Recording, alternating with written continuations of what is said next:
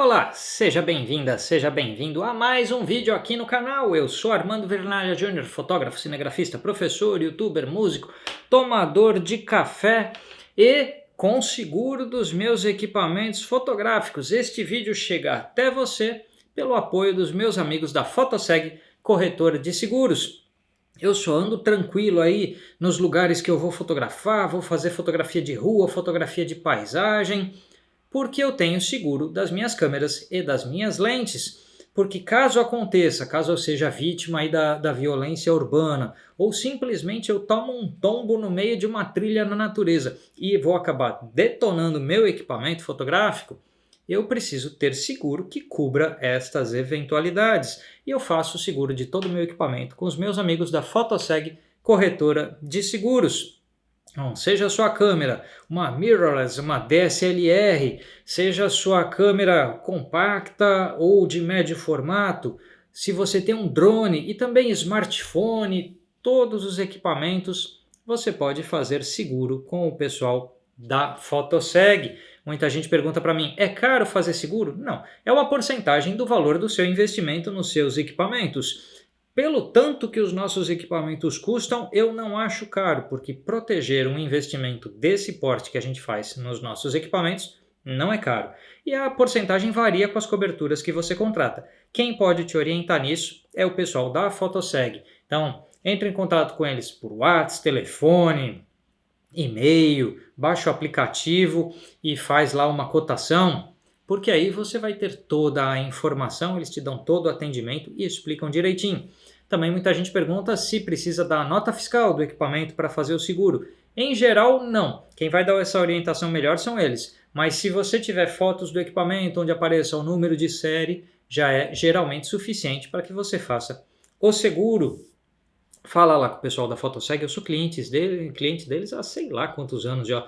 Muito tempo que eu conheço o pessoal da Fotoseg, eles também são apoiadores aqui do canal há muito tempo. Pessoal, muito gente boa que atende super bem. Então faça os seus seguros, não ande por aí com seu investimento desprotegido, tá bom? Mas vamos ao tema de hoje, que é o fim... como é que eu vou dizer? Como é que eu vou chamar as câmeras sem obturador? De shutterless. Porque se as mirrorless são, sem espelho, mirrorless, então as câmeras sem obturador serão as shutterless. A gente vai inventar mais um nome para alguma coisa dessas? Não sei, mas vamos conversar um pouco sobre isso. Antes de qualquer coisa, é importante a gente pensar que a tecnologia ela é mutável ao longo do tempo. Então, câmeras mudam de formato, mudam de tecnologia, agregam novas capacidades ou formas de fazer coisas constantemente. De um caixote de madeira em que se colocava uma chapa atrás e para os tempos de hoje mudou tudo, passou pelas placas de filme, pelos rolos de filme, pelas digitais com espelho, as digitais sem espelho. Pensar que uma câmera sem espelho não era uma novidade, por exemplo, para o mercado de vídeo. As câmeras de vídeo já eram visores eletrônicos sem um espelho há muitos anos, desde as fitas lá, VHS, Betamax e assim por diante. Então, certas coisas não são novidades, mas elas, depois de alguns anos, são assimiladas entre os setores. Saiu do mercado de vídeo a ideia da mirrorless, tanto é que uma das primeiras é da Panasonic, a Lumix G1. E porque ela estava fazendo uma câmera de vídeo que conseguia fazer foto. Então, a tecnologia muda. A nós não cabe ficar se abraçando a uma tecnologia. A nós cabe abraçar a fotografia em todas as suas possibilidades. O equipamento é só ferramenta, então a gente vai usando aquele que é o do momento, aquele que fornece as capacidades que precisamos para fazer as imagens que a gente deseja. Então, seja o estilo de câmera que for, o que a gente tá nesse mundo é para fazer fotografia. Então esse é um ponto importante. Se você pensar, a fotografia nasceu em 1826. A primeira foto feita pelo Niepce é de 1826. A fotografia estava sendo descoberta mais ou menos ao mesmo tempo em 2 ou 3 lugares diferentes desse mundo, inclusive aqui no Brasil, pelo Hércules Florence. Mas é tido como a primeira foto que o Niepce fez lá em 1826. E de lá para cá, mudou tudo. A gente teve as SLR de filme, né, a Single Lens Reflex, depois as rangefinders ou câmeras de visor direto, como essa aqui, ó. Isso aqui é uma câmera de visor direto. Você tem um visor aqui, cuja saída está exatamente em frente, ou seja, a imagem que entra por aqui não é a imagem que a lente está vendo.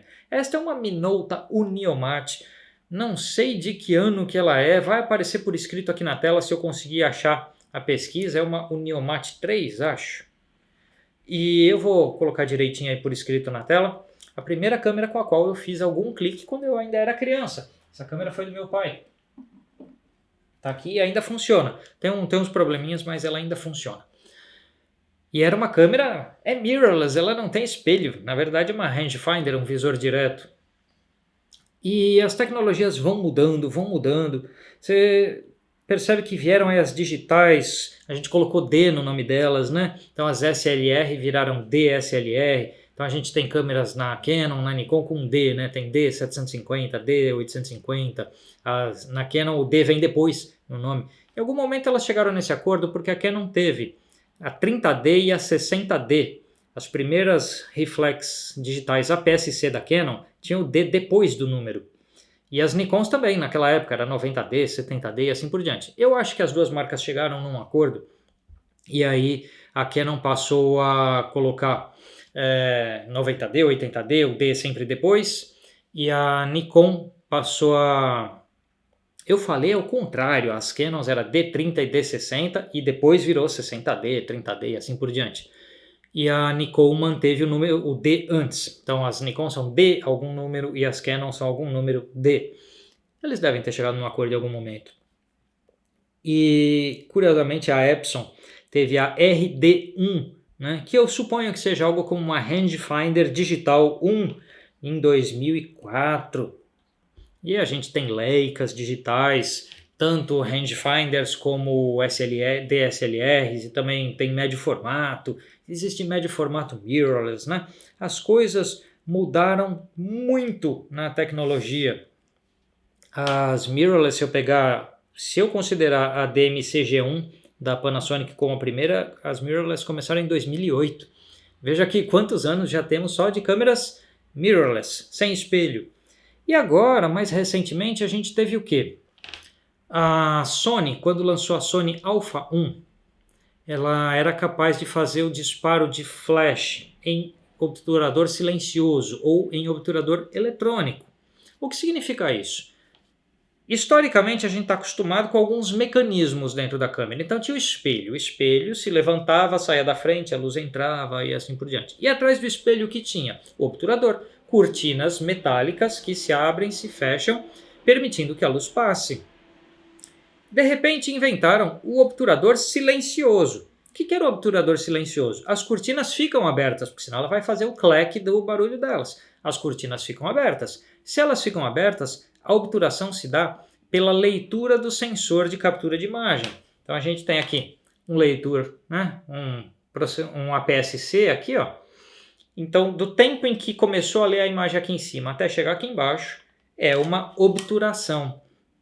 E aí, isso ainda acontecia meio devagar e a câmera não conseguia disparar o flash ao mesmo tempo, porque o disparo do flash era muito curto e aí você não iluminava toda a leitura do sensor. Isso foi melhorando, porque o obturador eletrônico já foi inventado há um tempo. Mas silencioso, eletrônico, tanto faz. Mas aí de repente chega a Sony com a Sony A1, que tem uma leitura tão rápida que era capaz de disparar o flash sem você ter a atuação das cortinas. E isso foi uma mudança importante na tecnologia, mas ela tem obturador mecânico, só ela pode não utilizar. Aí veio a Canon, correu atrás com a EOS R3 e em breve deve ter a R1, câmeras também com uma leitura tão rápida que pode dispensar o uso da cortina e disparar um flash apenas na obturação eletrônica. E aí o que fez a Nikon com a Z9? Falou, nem vou pôr obturador na câmera, ela lê tão rápido o sensor que nem precisa. E é isso que a Nikon fez. A Z9 não tem cortinas de obturador. Ela tem uma cortininha que fecha lá para proteger o sensor de luz, poeira, essas coisas, como tem a EOS R e outras câmeras. mas ela não tem a atuação mecânica de obturador, então ela não tem o clique, ela não tem aquele clact lá de toda a câmera com obturador mecânico. A Nikon é a primeira shutterless, a primeira câmera sem obturador, e a Nikon Z9. E logo a gente vai ver modelos da Canon e da Sony correndo atrás, e provavelmente da Fuji também. E aí eu fico pensando que as partes mecânicas das câmeras estão indo embora, né? Foi o espelho, vai o obturador, e elas estão ficando cada vez mais só eletrônicas, totalmente eletrônicas e digitais, sem componentes mecânicos com seus desgastes típicos. Porque um componente mecânico, de tanto atuar, se mexer, bater para cima e para baixo, ele pode dar defeito. Então a gente está entrando numa era de câmeras que não possuem mais este problema. Mais uma coisa solucionada pela tecnologia. Agora, se a sua câmera é uma com ou sem obturador, com ou sem espelho, de sensor APS-C, full frame ou mirrorless ou um smartphone, faça seguro lá com o pessoal da Photoseg, que faz seguro de tudo isso e de drone também. Faça a cotação do seu seguro com o pessoal da Photoseg e me diga aí nos comentários o que você acha que serão os próximos passos da tecnologia fotográfica. Uma vez que o espelho se foi, uma vez que o obturador está indo embora, quais são os próximos passos? O que vai acontecer depois? Quais são suas apostas? Coloca aí nos comentários e a gente vai conversando. A gente se vê no próximo vídeo, pessoal. Tchau, tchau.